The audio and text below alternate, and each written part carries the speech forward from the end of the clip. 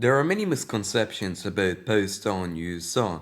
We will analyze and debunk them all. In this series, we will discuss many topics, such as state of the whole people, peaceful coexistence, the post-Stalin USSR economy, the fall of the USSR, and many more topics.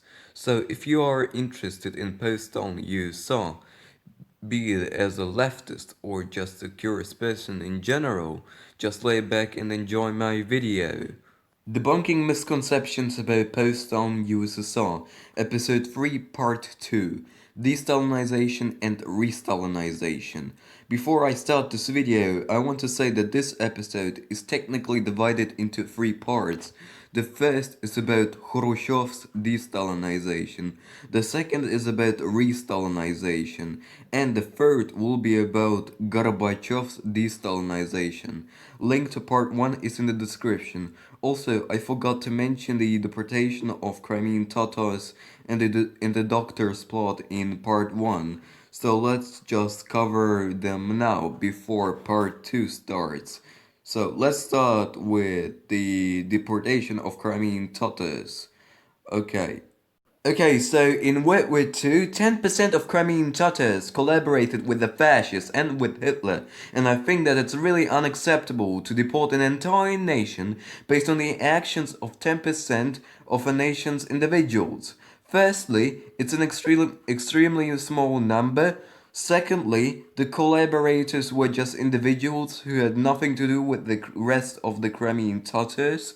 We shouldn't be judging a nation based on the actions of a small amount of individuals. Thirdly, the Crimean Tatars were actually really loyal to Stalin and to the Red Army and fought for the Red Army a lot. To quote Jeremy Smith to prove this, up to 20,000 Tatars had joined the Wehrmacht as volunteers and others served in the local police force, denouncing partisans and communists and taken part in some atrocities.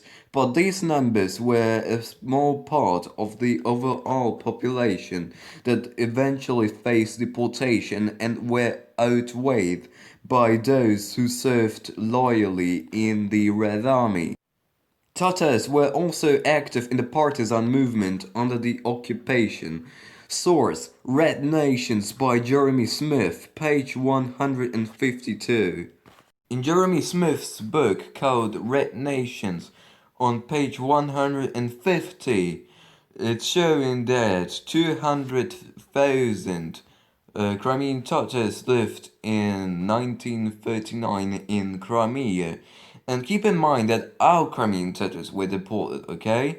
So that means that 202,000 were deported, and out of those 202,000, only 10%, which are 20,000, joined the Wehrmacht, and this is really unacceptable. Also, I did the math, so here you have 100% accurate calculations. 9.9% out of those who were deported and 9.9% of Crimean Tatars were, joined the Wehrmacht, okay? So yeah, this is the exact number. Anyway, let's talk about the doctor's plot now, where 9 innocent doctors who really cared about officials and other people, who treated them, who helped them, were, almost killed. Some were killed. And yeah, the doctor's plot was fabricated to cite Britannia. In 1954, an official in the Ministry of State Security and some police officers were executed for their participation in fabricating the cases against the doctors. Also, 1954 is Malenkov era. Stalin picked Malenkov as his successor. Okay, now let's actually start part 2. What was Re-Stalinization under Brezhnev? We will first talk about how de-Stalinization was still kept and supported. Then we will compare Khrushchev's views on Stalin with Brezhnev's. And at the end, we will talk we will talk about what else the United States called Re-Stalinization. Okay, firstly, so what is De-Stalinization? I made a video on what that is in part 1 of episode 3. De-Stalinization is the removal of Stalin's personality cult, criticizing Stalin's violation of collective leadership, and condemning Stalin's crimes inside the party, such as the NKVD National Operation massacres during the Stalin-Yezhov affair, national deportations, and the doctor's plot. During De-Stalinization, Lenin's testament was also called true again. Despite all this, Stalin was still praised, as you can see in episode 3, part 1, and later in episode 3, part 3. Did Brezhnev condemn Stalin's personality cult, Stalin's violation of collective leadership, and Stalin's crimes? Yes. Let's quote the article of the 19th anniversary of Stalin's birth. In the first years of work without Lenin, Stalin considered the criticism of Lenin. However, in the future he gradually began to deviate from Leninist principles of collective leadership and the rules of party life, overestimated his own merits in the success of the party and the Soviet people, and believed in his infallibility. As a result, there were effects of unjustified restrictions of democracy and gross violations of the socialist rule of law, unjustified reprisals against prominent party, state and military figures and other persecutors. Errors and perversions associated with the cult of personality have harmed the cause of communist construction. However, they did not and could not change the nature of socialist society, the theoretical, political, and organizational foundations of the CPSU. Socialism is the work of the entire party, the work of the work of tens of millions of workers, and its progressive development cannot be changed by any force, much less by an individual. At the 20th Congress, the party exposed and condemned the cult of personality, and the CPSU did an enormous job of restoring and developing Lenin's norms of party life and Lenin's principles of leadership in all areas of the party, state, and ideological and economic activities. In the famous Testament of Lenin, Lenin gave a comprehensive description of a number of members of the Central Committee, including Stalin. He was considered one of the most outstanding members of the party. Vladimir Ilyich Lenin, however, proposed to consider in the question about the appointment of the post of General Secretary of the Central Committee a different comrade.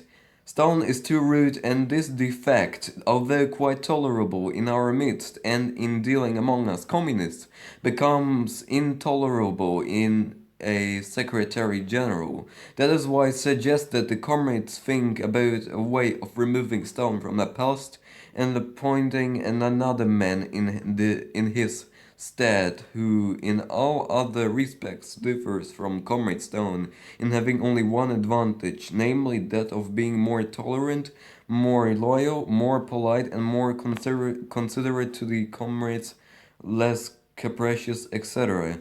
The leader of the party emphasized that these negative qualities of Stalin, which concentrated a lot of power in his hands, can be crucial. Everything that I just showed you right now is from the article on the 19th anniversary of Stalin's birth, by the way. Anyway, this article pretty much just supports de-Stalinization. But what has this to do with Brezhnev? Brezhnev did not say anything what this article said. That's true, but there was a collective vote on whether to pass this article or not inside the party. Brezhnev was for it, meaning that he agreed with it, as the document says that I'm showing right now. Link as always is in the pinned comment of the comment section. Anyway, since we cleared that up, the question arises, what did actually change? How did the view on Stalin change? We'll show Khrushchev's views on Stalin first, that differed from Brezhnev's on Stalin, and we'll then show Brezhnev's that differed from Khrushchev's, and we'll then compare them. By the way, I translated the voting document that I showed you 2 minutes ago. Anyway, Khrushchev and Brezhnev pretty much had the same views on everything when it comes to Stalin, except for when it comes to Stalin's role in World War II. How did Khrushchev view Stalin's role in World War II?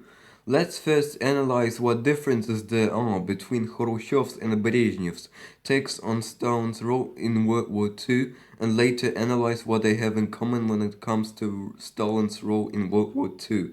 Let's quote Khrushchev to find out about his takes which differed from Brezhnev's when it comes to Stalin's role in World War II. The Germans surrounded our army concentrations, and as a result the Kharkov counterattack lost hundreds of thousands of our soldiers. This is Stalin's military genius. This is what it cost us. Nikita Khrushchev, the 20th Congress of the CPSU. Central Committee members, ministers, all economic leaders, the leaders of Soviet culture, directors of territorial party and Soviet organizations, engineers and technicians, every one of them in his own place of work generously gave of his strength and knowledge toward ensuring victory over the enemy. Exceptional heroism was shown by our hard core, surrounded by glory our whole working class, our kolkhoz peasantry, the Soviet intelligentsia, who under the leadership of party organizations overcame untold hardships and bearing the hardships of war and devoted all their strength to the cause of the fatherland's defense. Our Soviet women accomplished great and brave deeds during the war. They bore on their backs the heavy load of production work in the factories, on the kolkhozes, and in various economic and cultural sectors. Many women participate directly in the Great Patriotic War at the front. Our brave youth contributed immeasurably, both at the front and at home, to the defense of the Soviet fatherland and to the annihilation of the enemy. The services of Soviet soldiers, of our commanders and political workers of all ranks, are immortal. After the loss of a considerable part of the army in the initial war months, they did not lose their heads and were able to reorganize during the course of combat. Over the course of the war, they created and toughened a strong heroic army. They not only withstood our strong and cunning enemy's pressure, but smashed him. The magnificent, heroic deeds of hundreds of millions of people of the East and of the West during the fight against the threat of fascist subjugation which loomed before us will live for centuries, indeed for millennia, in the memory of thankful humanity. The main roles and the main credit for the victorious ending of the war belong to our Communist Party, to the armed forces of the Soviet Union, and to the tens of millions of Soviet people uplifted by the party. Nikita Khrushchev, the 20th Congress of the CPSU. As we can see, Khrushchev says that Stalin was an incompetent general and played no role in winning World War II and didn't even contribute to winning World War II. This view was changed under Brezhnev, and Stalin's role in World War II was praised once again. To quote the 19th anniversary of Stalin's birthday again, as a representative of the State Defense Committee and the Commander-in-Chief, he played a big role in the leadership of the Soviet armed forces, the organization of the rear, and in rallying and mobilizing the entire people to defeat fascism. As we can see, instead of saying that Stalin didn't contribute to winning the war and that the CPSU, the Soviet people and Soviet generals won the war under Brezhnev, it was said that Stalin played a huge role in World War II and that he won it together with the Soviet people and Soviet generals. Let me further show proof for Stalin's role in World War II being praised again under Brezhnev. Let's quote Zhukov's memoirs for this. Also, they were allowed to be published by the Soviet government, and works couldn't be published without state approval and censorship. So Brezhnev and his government pretty much agreed with this book.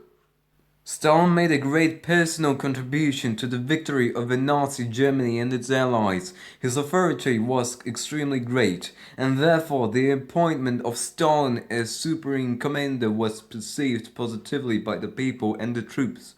Of course, at the beginning of the war, before the Battle of Stalingrad, the Supreme Soviet made mistakes that everyone knows happen. He thought them through deeply and not only experienced them internally but also tried to learn from them and avoid them in the future. Georgy Zhukov, Zhukov's Memoirs, Chapter 10.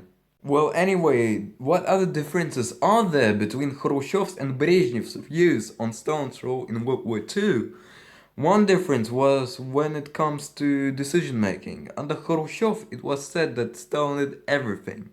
To quote Khrushchev, these and many other facts show that all norms of correct party solution of problems were invalidated and that everything was dependent upon the willfulness of one man. The power accumulated in the hands of one person, Stalin, led to serious consequences during the Great Patriotic War. Nikita Khrushchev, the 20th Congress of the CPSU. This view was changed under Brezhnev.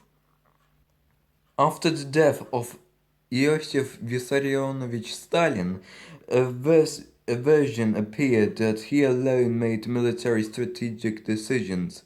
This is not entirely true. I have already said that if questions were reported to the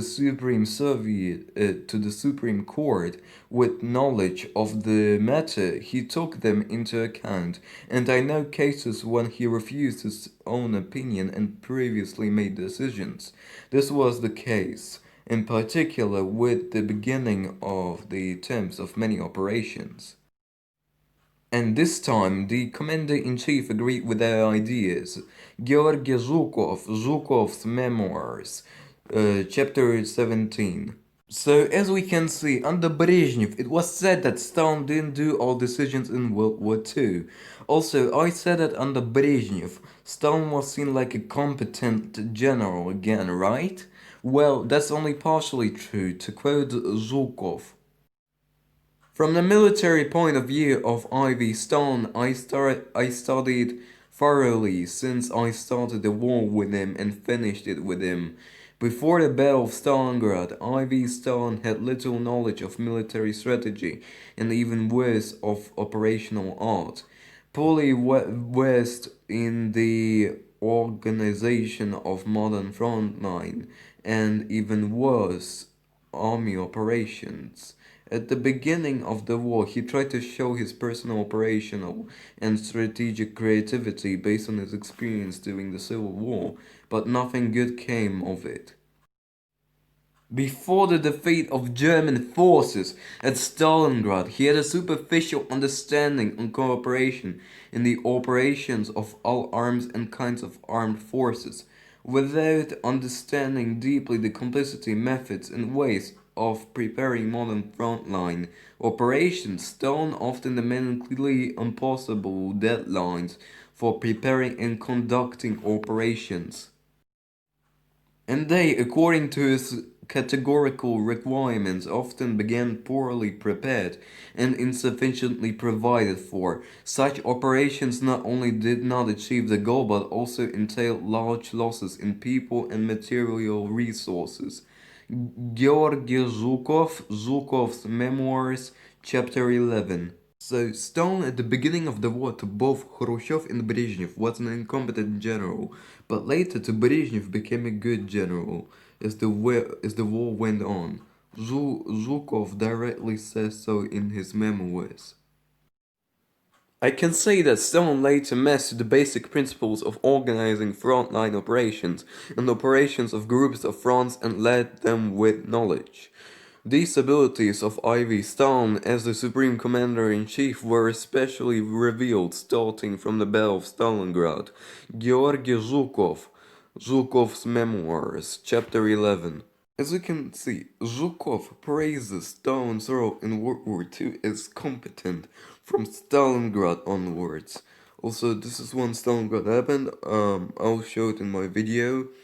So yeah, um, Zhukov praised Stalin's role in World War II from Stalingrad onwards as competent, and this was not the case under Khrushchev. Anyway, so what other differences are there between Khrushchev's and Brezhnev's views on Stalin's role in World War II? Here is one example. Let's first quote Khrushchev. We should note that Stalin planned operations on a globe. Nikita Khrushchev, the 20th Congress of the CPSU. Also, before we continue, I want to note that Stalinists get something wrong in this quote. Um, Khrushchev is talking about an artificial globe, like this globe, here in this quote, not about this type of globe, not about planet Earth. And yeah, this is what many Stalinists don't understand. They don't understand this quote. Yeah. Anyway, so what was the version under Brezhnev? Did Stalin plan stuff on the globe under Brezhnev? Well, was that how people viewed Stalin? Let's see. The widespread version that the Supreme Commander-in-Chief studied the situation and made decisions on the globe does not correspond to reality. Of course, he didn't work with tactical maps, and he didn't need to, but he had a good understanding of operational maps and their environments.